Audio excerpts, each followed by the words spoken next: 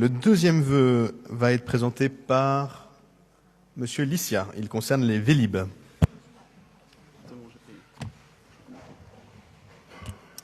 Merci, Monsieur le maire.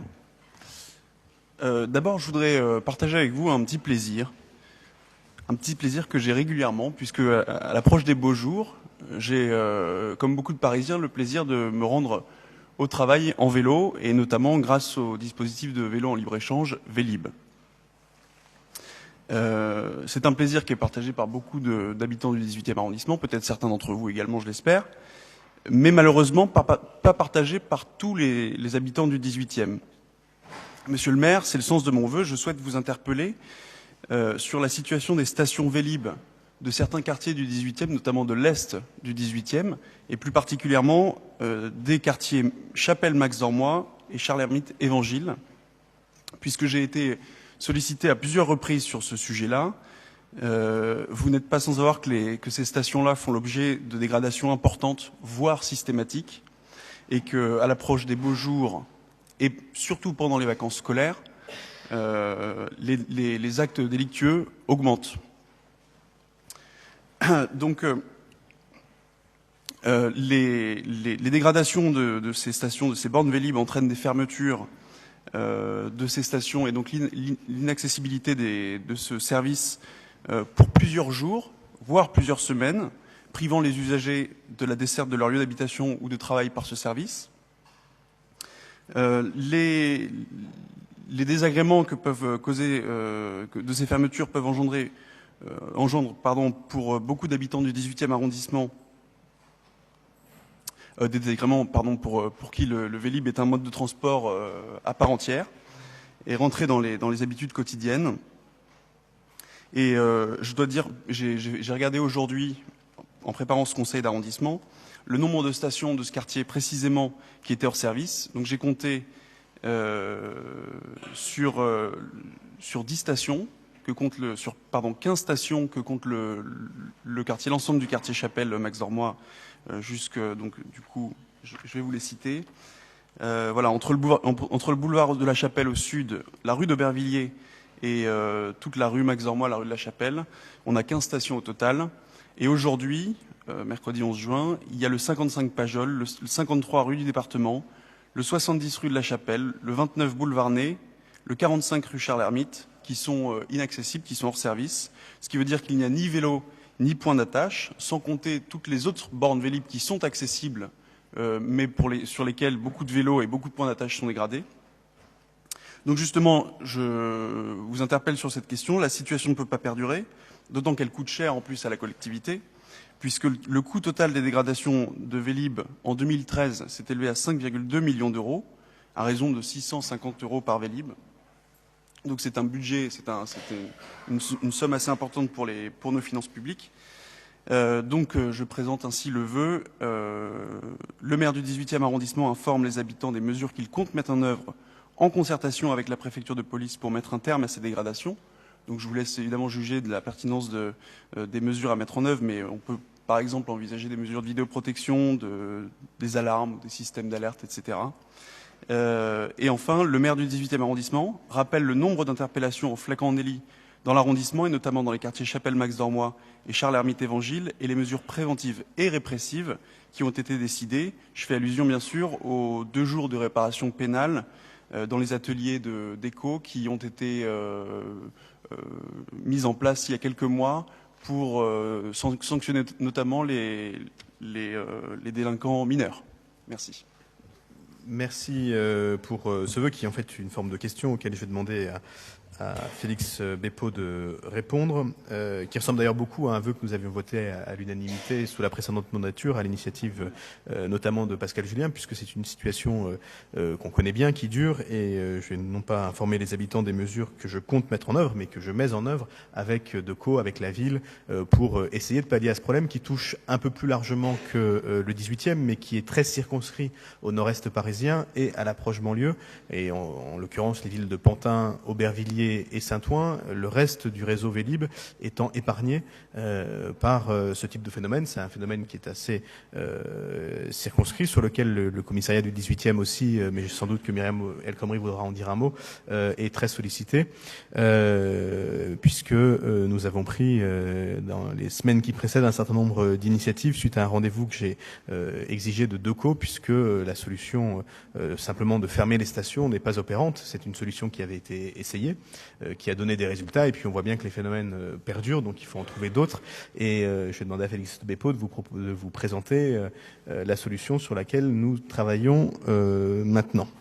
Et je laisserai ensuite la parole à Pascal Julien et, si elle le souhaite, Myriam El Khomri, et puis on passera au vote. Félix. Oui, merci Monsieur le maire, et effectivement donc bienvenue à Monsieur Licia qui effectivement a repris une préoccupation à travers un vœu qui avait déjà été présenté en fait. Vous l'avez dit Monsieur le maire, et je me souviens de la fin de l'intervention de notre ami et camarade Pascal Julien au moment de ce vœu, qui était de dire si à la rentrée ces problèmes-là ne sont pas réglés, je présenterai un vœu.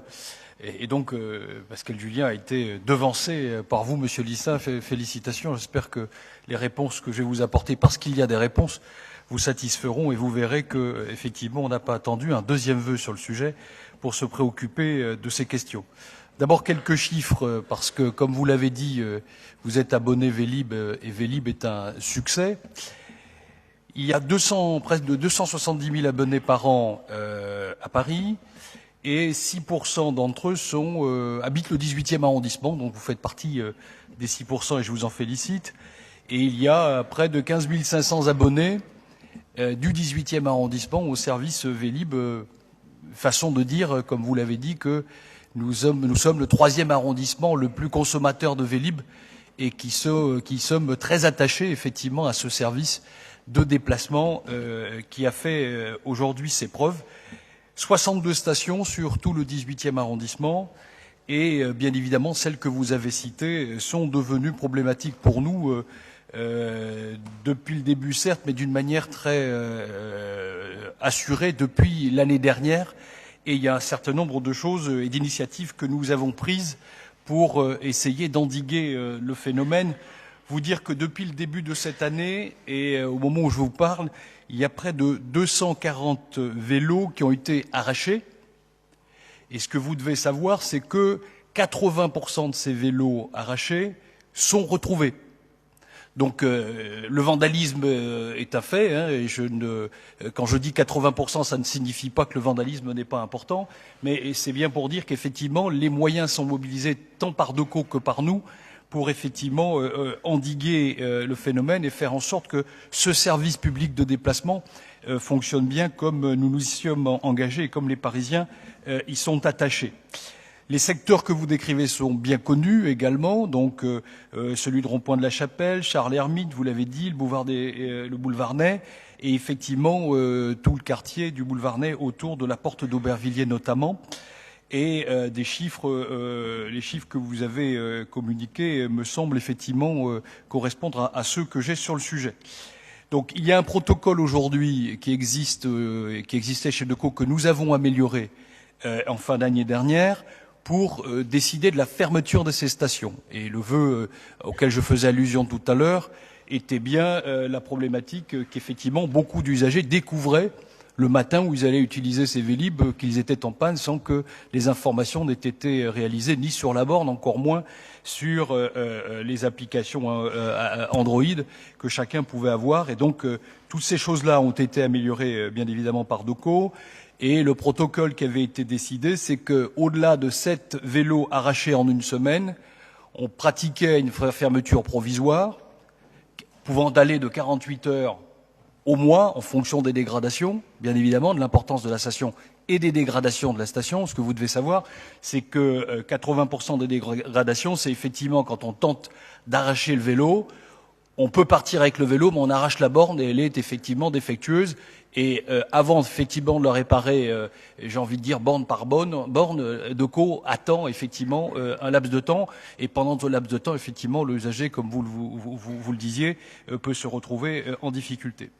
Ce que nous avons mis en place donc fin d'année dernière pour améliorer ce protocole de DECO, c'est effectivement d'abord que la mairie du 18e soit systématiquement informée. Ce n'a été pas le cas. Et donc aujourd'hui, c'est fait. Systématiquement, nous sommes informés lorsque la société DECO imagine de fermer. Bien évidemment, nous avons tenu à ce que, avec tous les moyens disponibles, je parlais tout à l'heure d'applications des Android, Internet ou d'autres systèmes de ce genre, on puisse informer l'usager sur la réalité du fonctionnement de ces bornes, de ces stations, pardon, qu'on envoie des courriers à l'ensemble des usagers du 18e pour leur dire effectivement ce qui se passe sur les différentes stations et celles dont on parlait tout à l'heure. Donc ça, c'est effectivement quelque chose qui est mené.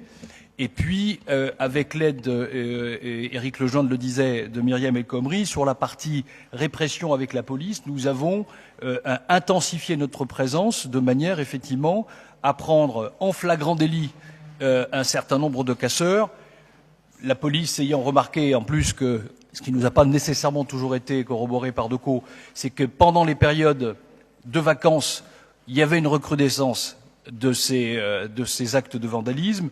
Et puis donc ça, ces opérations ont permis effectivement de prendre un certain nombre de gens en flagrant délit. On a mis en place l'opération dont parlera peut-être Myriam El Khomri juste après moi sur tu casses, tu répares, et donc effectivement un certain nombre de mesures de travaux d'intérêt généraux pour les casseurs, et une quarantaine de jeunes l'année dernière, 18e, 19e confondus, ont fait ces stages, ces travaux d'intérêt généraux dans l'entreprise DECO pour réparer ce qu'ils cassaient à travers ces actes de vandalisme.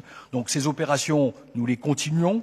Et puis sur le volet prévention que vous évoquiez, il y a eu un certain nombre d'interventions qui ont été faites dans les collèges du secteur considéré pour effectivement sensibiliser les collégiens à ce service public et effectivement à ce que nous mettions en place en termes de répression. Et puis, pour aller un petit peu plus loin, nous avons mobilisé les bailleurs de ces quartiers pour nous aider à retrouver les vélos qui se retrouvaient dans la nature. Et un certain nombre de bailleurs nous ont fait remonter des informations sur les vélos qui pouvaient être retrouvés dans les cages d'escalier, dans les caves. Et donc, on a pu récupérer ainsi un certain nombre de vélos vandalisés.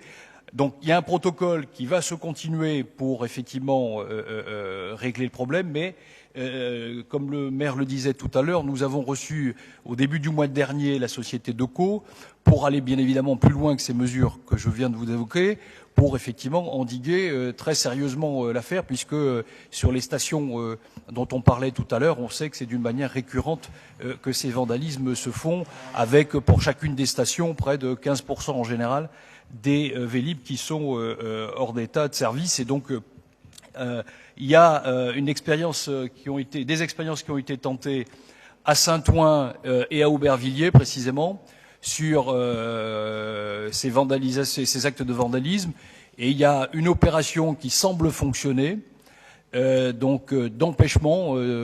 C'est simplement en bougeant le vélo d'une certaine manière que les vandales arrivent à récupérer ces vélos, et donc on va mettre systématiquement sur ces stations-là un système qui va permettre effectivement qu'on ne les bouge pas de cette façon-là, et qu'on ne puisse pas effectivement non seulement partir avec le vélo, mais abîmer la borne. Et donc nous avons demandé, puisque ces actes de vandalisme ne concernent pas que le 18e arrondissement, mais beaucoup d'arrondissements à Paris, en particulier les arrondissements limitrophes. Mais nous avons demandé, nous, 18e, de lancer l'expérimentation de ces installations, de ce système anti-vandalisme. Et le maire Éric Lejoindre a obtenu de Christophe Nadowski que nous soyons le 18e arrondissement, l'arrondissement qui, dans les semaines et les mois à venir, expérimenteront ce système pour permettre effectivement d'endiguer ce problème que nous connaissons effectivement d'une manière très certaine dans le secteur qui a été évoqué tout à l'heure. Merci. Donc il y a plusieurs niveaux de réponse, Félix l'a dit. Il y a la réponse de de prévention, il y a la réponse tu casses, tu répares, et il y a maintenant l'expérimentation qui a eu lieu dans certaines communes de banlieue d'un dispositif technique qui permet de limiter la capacité de retirer les vélos, donc de les voler, que j'ai souhaité voir expérimenter dans le 18e. Et donc j'attends le retour de Christophe Nadjowski, l'adjoint maire de Paris en charge des déplacements, dont je ne doute pas qu'elle sera positive. Il s'agit tout simplement de placer un potelet à l'arrière du Vélib qui empêche les jeunes de faire de pousser la roue de gauche à droite, qui est la modalité de retrait du Vélib. Le seul élément de surprise que j'avais, c'est que de coup, nous ait pas proposé cette solution avant, mais j'espère que nous l'aurons, et ça devrait permettre de réduire encore le nombre de Vélib volés. Alors peut-être d'abord Pascal Jolien, puis Myriam, et il y a la forme et il y a le fond. Alors, sur la forme, ce vœu illustre exactement ce que je racontais tout à l'heure, puisqu'il est un copier-coller de celui que j'avais déposé ici au mois de novembre 2013, qui avait été adopté à l'unanimité. Alors certes, il y a eu un certain renouvellement au sein du groupe UMP, mais pas complètement. Donc j'imagine que vous travaillez dans la joie, la bonne humeur et la coordination, et par conséquent, les anciens vous ont certainement informé de ce vœu qu'ils avaient eux-mêmes adopté et qui reprend mot pour mot, en oubliant toutefois quelque chose que je signalais en plus, moi, qui est que certains usagers tardent tellement à trouver une borne pour accrocher leur vélo. Moi-même, j'ai été parfois conduit jusque dans le 19e arrondissement pour trouver une borne Vélib rentrant dans le quartier Chapelle, que pendant ce temps-là, leur compteur tourne et qu'ils sont pénalisés au plan financier. J'avais un alinéa qui signalait ça, vous l'avez oublié de le recopier. Toujours pour la forme, je suis très démocrate comme le maire et je comprends que le service de la démocratie locale ait toléré votre vœu, puisque l'article 18 de notre règlement intérieur justifierait qu'il n'ait pas été présenté dans la mesure où il est identique sur le fond et presque sur la forme par moment à celui qui avait été déposé il y a de cela 5 ou 6 mois. Et enfin, toujours pour la forme, et j'en termine, vous parlez de courtoisie tout à l'heure. Eh bien, la moindre des courtoisies aurait été de mentionner qu'un vœu avait déjà été déposé ici. C'est l'usage, d'ailleurs. Il arrive que des choses reviennent et que dans les attendus, on signale que la question a déjà été traitée. Voilà, ça s'appelle la courtoisie et la politesse. Sur le fond, maintenant.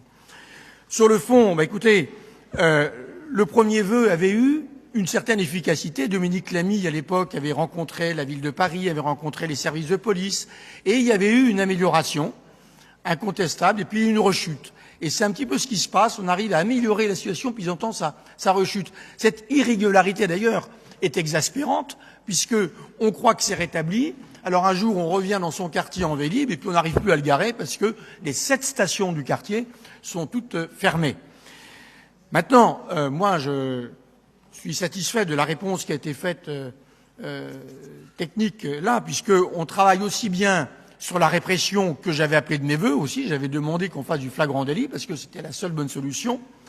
On travaille sur les questions d'éducation, et je sais que Myriam va en dire un mot.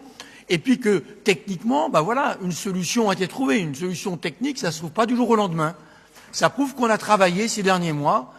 Et une fois encore, on n'a pas attendu ce vœu pour être au courant. Mais là, si vous voulez, pour le coup, s'il y a un flagrant délit, c'est bien celui dans lequel vous êtes pris de redéposer un vœu en ignorant que l'un avait déjà été déposé il y a de cela quelques mois.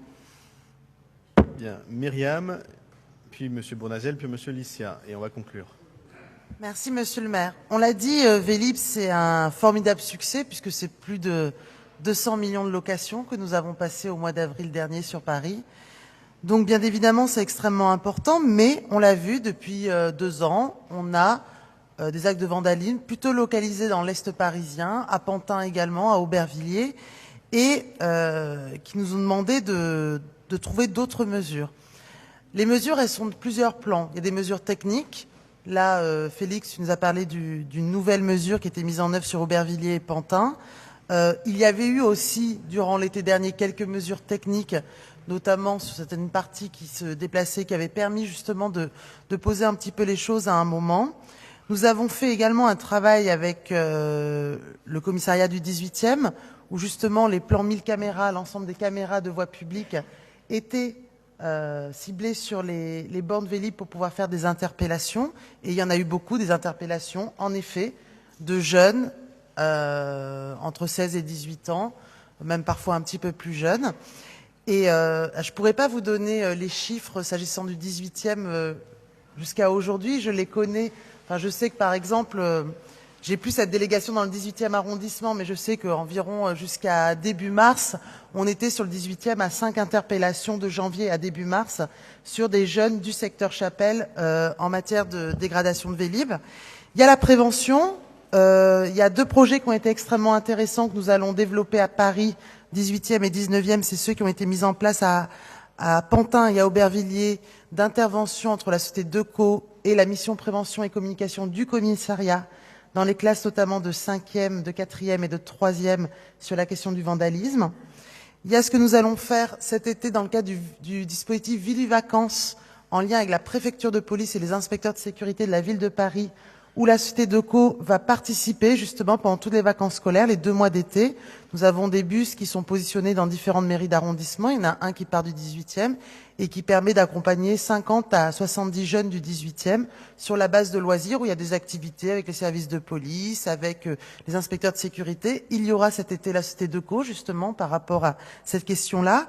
Et puis, il y a 1 an et demi, pour ma part, je n'étais pas satisfaite de la réponse pénale qui était donnée dans ce cadre-là, puisque depuis 4-5 ans, il y avait des rappels à la loi qui étaient faits devant le délégué du procureur, qui intervenait bien souvent 1 an et demi après l'infraction. Et pour ma part, et là en matière de répression, je pense que s'agissant de mineurs, notamment quand c'est le premier acte de délinquance, il faut absolument qu'il y ait une réponse, et une réponse qui ait un sens éducatif, donc qui ait une relation entre l'infraction et la réponse pénale qui peut être donnée, et puis le délai qui nous paraît extrêmement important, c'est-à-dire que dans la vie d'un mineur, 1 an et demi, pour moi, c'est extrêmement tard, justement en termes de réponse pénale. Donc à travers cette idée-là, j'avais rencontré la Société Deco, le procureur de la République, la protection judiciaire de la jeunesse, et c'est comme ça que nous avons signé cette convention de réparation pénale en janvier dernier, qui vise très clairement, à ne pas engorger le bureau des juges pour enfants, donc c'est décidé par le procureur, qui propose donc un stage de responsabilité, un stage de réparation pénale, parce qu'il faut que ces jeunes comprennent que le Vélib, ou le mobilier urbain, ou les squares sont des biens qui appartiennent à tous, et que ce n'est pas parce que c'est un service public que ça n'appartient à personne. Et donc que ces biens sont aussi permis par l'argent des impôts, l'argent de leurs parents bien souvent, et que donc il nous semblait important que ces jeunes puissent avoir cette obligation d'aller passer 2 jours à réparer des vélos avec les agents Deco dans les 2 ateliers, un situé dans le 13e et l'autre dans le 12e arrondissement. Et c'est ce que nous avons fait donc depuis janvier dernier. Nous avons eu en 2013 44 jeunes qui ont fait ces stages, majoritairement 18e, 19e arrondissement, et un petit peu aussi maintenant de la zone de sécurité prioritaire du 20e arrondissement. Nous en avons eu au début avril, on était à une 30aine de jeunes supplémentaires, et actuellement, sachez qu'il y a environ 30 à 40 réquisitions en attente de convocation devant le délégué du procureur. Ces stages se déroulent, je vais accélérer, excusez-moi, mais c'est rare qu'on parle de prévention de la récidive, et en l'occurrence, c'est important. Ces stages, on avait ciblé 16-18 ans, finalement c'est de 14 ans jusqu'à 18 ans. C'est des primo-délinquants mineurs qui ont 2 jours pendant les vacances scolaires, parce que la plupart sont scolarisés, doivent aller passer 2 jours. Donc il y a d'autres jeunes qui vont effectuer ces stages. Aujourd'hui, je peux vous donner l'analyse qu'on en a, c'est-à-dire que sur les jeunes qui ont effectué ces stages, donc je vous parle de 70 jeunes à ce jour, nous n'avons pas de récidive, mais c'est une petite cohorte, c'est sur qu'une année, donc bien évidemment il faut prendre néanmoins, pour les avoir rencontrés, pour avoir rencontré les agents Deco, je pense que ça les responsabilise énormément. On est sur un délai de 2 mois après l'interpellation, Et je pense aussi que pour les habitants qui ne croient parfois plus à toutes ces questions-là, je pense que c'est important de leur dire que les jeunes qui ont dégradé à proximité de chez eux vont aller réparer pendant 2 jours. Et c'est compliqué, je peux vous dire, d'aller réparer des vélos. Et de ce point de vue-là, je pense que c'est aussi un élément important. Donc, je ne peux vous donner le nombre d'interpellations aujourd'hui qui ont été mis en place par le commissaire. Je peux vous dire en tout cas que le plan 1000 caméras participe justement à ces interpellations, en tout cas les 5 sur le début d'année 2014 avaient été faits par ce moyen-là, et que nous avons également une vigilance pendant les vacances scolaires, comme vous l'avez indiqué, où le commissaire du 18e met un accent supplémentaire sur ce sujet-là. Merci. Alors, j'avais Monsieur Bournazel, et puis Monsieur Licia, et puis on verra ce qu'on fait de ce vote. Monsieur Bournazel. Oui, on ne va pas revenir sur le fond, même si je dois dire mon accord avec Madame El Khomri, mais ce n'est pas la première fois sur la question des travaux d'intérêt général qui, évidemment, sont une solution. D'abord parce que ça permet de faire de la pédagogie et la réparation est toujours très utile pour ceux qui ont commis un acte de délinquance et parfois le premier acte de délinquance. Et là-dessus, nous sommes bien sur la même longueur d'onde et je pense qu'il faut développer ce genre de travaux d'intérêt général à d'autres formes de dégradation ou de délinquance. Je voudrais quand même, comme président du groupe d'opposition, vous dire 2 petites choses calmement et sereinement. Je voudrais vous dire que l'opposition fait son travail et qu'à chaque fois qu'elle intervient sur des délibérations ou sur des vœux, elle n'entend pas recevoir de leçons de la majorité et en particulier de M. Julien et certainement pas sur ce ton. Parce qu'une opposition dans une démocratie, ça se respecte. Nous sommes peut-être minoritaires, mais la démocratie, elle fonctionne sur 2 jambes. Si l'opposition n'est pas respectée, alors la majorité devient extrêmement dure. Et si elle devient dure, elle devient hégémonique. Et je crois que le pluralisme doit être respecté et qu'il n'est pas facile d'être dans l'opposition. Car quand on est dans l'opposition, nous n'avons pas les moyens de fonctionnement d'une mairie, je le rappellerai à chaque fois que ce sera nécessaire. Nous n'avons pas de collaborateurs, nous n'avons pas d'administration derrière et nous n'avons que nos moyens personnels et notre volonté pour travailler. Et je crois que ça, dans une démocratie, ça se respecte. Et je pense que M. Vaillant, qui a longtemps été élu d'opposition et qui a gagné la mairie du 18e en 1995, comprend ce que je veux dire et que ça n'a pas été la même chose que de travailler dans une majorité, dans une opposition. Deuxièmement, je voudrais dire que je vais être très vigilant à partir de maintenant sur cette orientation. Je respecte le maire que vous êtes, M. Lejoindre. C'est vous qui devez effectivement conduire les débats. Vous devez le faire, donner la parole, vous êtes maître de l'ordre du jour, et je le respecte. Mais je ne donne de leçons à personne et je n'entends en recevoir non plus de personne. Et donc, d'entendre à chaque fois que l'opposition s'exprime, ce débat a déjà eu lieu, comme si les sujets ne devaient pas revenir. S'il y a des dégradations encore de Vélib, il faut bien qu'on en parle. On va parler tout à l'heure de Châteaurouge. Alors, parce qu'on aurait évoqué au dernier conseil d'arrondissement, où il y a plusieurs années, les problèmes de Châteaurouge, on ne devrait plus les évoquer. Ou alors, ce n'est pas le lieu. Soit ça a déjà eu lieu, ou soit ce n'est pas le lieu. Cette enceinte est une enceinte démocratique dans laquelle les débats doivent avoir lieu parce que la mission que nous ont assignée les habitants du 18e, c'est de défendre un certain nombre d'idées, de convictions et de valeurs. Chacun doit le faire dans le respect des différences d'opinion sur certains points. Je respecte un certain nombre de positions qui sont les vôtres, même toutes, même quand je ne suis pas d'accord. C'est normal, c'est la démocratie, mais j'entends que lorsque les uns et les autres membres du groupe d'opposition s'expriment, qu'ils soient respectés. Pierre Licia vient d'être élu au conseil d'arrondissement. Il est jeune, 25 ans je crois. Et alors, il s'exprime, il s'intéresse à ce sujet-là, il a voulu faire un vœu. Eh bien, ce vœu reprend forcément la même idée, puisque c'est le même sujet qui est traité. Parce que M. Julien l'aurait traité il y a quelques mois, il faudrait qu'on s'interdise de le remettre dans le débat, alors que des habitants nous le demandent, alors que Pierre Licia les a rencontrés et qui lui ont demandé de porter ça en conseil d'arrondissement. Je trouve qu'elle a eu raison et que je suis très fier qu'il ait déposé ce vœu. Je ne veux pas revenir, et je vous demande de ne pas revenir systématiquement. Ça fait 2 fois dans ce conseil d'arrondissement que vous parlez de la façon dont l'opposition est traitée.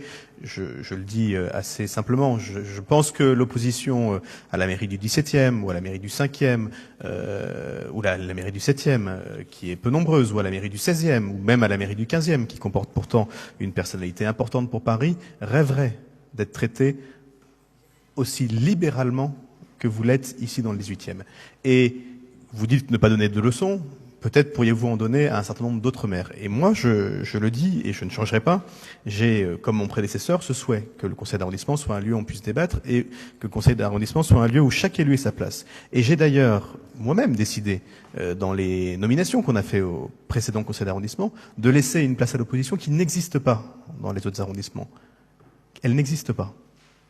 Et donc, je crois que sur ce sujet qui devient maintenant récurrent, plusieurs fois dans le même conseil d'arrondissement, pour reprendre et redire les mêmes choses, je pense qu'à un moment, il va falloir savoir aussi le clore, parce que les débats, pour qu'ils aient du sens, ils doivent être clos à un moment. Et donc moi je le dis, je maintiens cette façon libérale de travailler. Je vous rappelle que le règlement intérieur, que vous aviez voté, puisqu'il avait été voté à l'unanimité lors de la précédente mandature, ne prévoit qu'une intervention par sensibilité politique au moment des vœux. Et vous voyez que j'ai laissé plusieurs interventions de votre sensibilité longue, et de la mienne aussi bien sûr, mais de la mienne aussi et donc de la vôtre aussi, s'exprimer. Je vous le dis, il n'y a pas de compteur devant moi. C'est pas le cas dans un certain nombre d'autres conseils d'arrondissement, et si des leçons doivent être données, alors je pense que vous pourriez les donner à un certain nombre de vos amis du groupe UMP dans un certain nombre de mairies d'arrondissement. Et moi je pourrais venir avec les témoignages des élus de ma sensibilité dans ces arrondissements-là, et croyez-moi, si je me mettais à faire comme eux font, alors vous seriez surpris. Et vous seriez surpris notamment de constater à quel point nous voulons ici avoir un débat serein. Et un débat serein, c'est un débat, vous le disiez vous-même, qui ne relève pas du théâtre, mais qui relève de la réalité. Il y a très peu d'endroits, en France je crois, et en tout cas il y a très peu d'endroits à Paris, où l'espace qui est laissé à l'opposition soit aussi importante. Et c'est le cas dans aucune des mairies, qui est dirigée par un élu de votre sensibilité. Et peut-être que nous pourrons progresser encore à mesure que d'autres progresseront. Et croyez-moi, ils ont du chemin à faire pour en arriver à ce qui se passe dans le 18e. Par exemple, vous êtes membre de conseil d'école, il n'y a pas un seul arrondissement de droite où l'opposition soit membre des conseils d'école. Et je suis très fier que nous l'ayons fait. Et il n'y a pas d'élus membres de la commission logement dans le 18e, mais les élus y sont tous invités, et vous l'êtes systématiquement. Et donc là encore, vraiment, les leçons, je m'en passe, et par ailleurs, je pense, pour le coup, vraiment pas les mériter. Pour le reste, un certain nombre d'éléments ont été apportés en réponse à ce vœu qui demandait que le maire du 18e, donc son adjoint, donne des informations sur les mesures qui sont mises en œuvre en concertation avec la préfecture, qui donne des éléments sur les mesures préventives et répressives qui ont été décidées. Donc, fort de ces éléments de réponse, je vais demander à Monsieur Licia s'il souhaite maintenir son vœu, auquel cas j'appellerai à voter contre, ou si les éléments d'information qu'il a souhaités et qui ont été donnés le conduisent à le retirer. Merci, Monsieur le maire.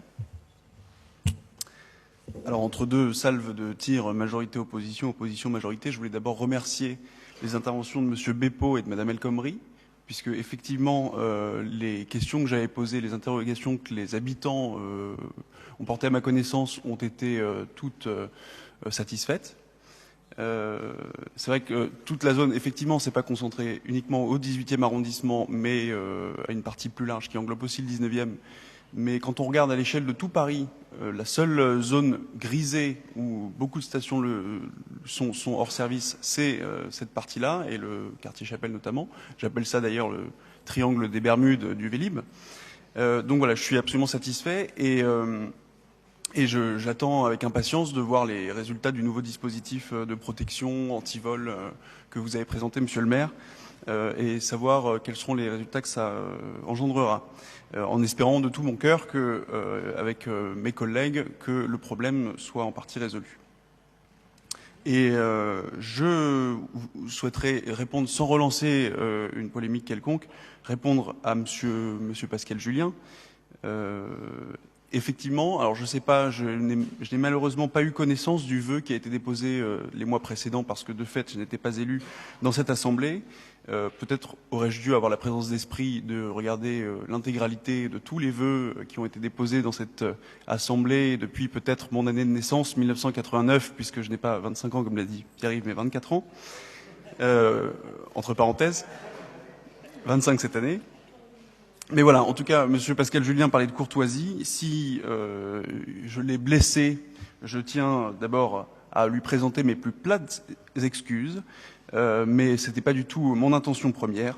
Je pense que le vœu a eu l'utilité d'abord d'informer les élus de cette Assemblée et aussi les habitants, parce que moi-même je n'étais pas informé des mesures que vous aviez décidées.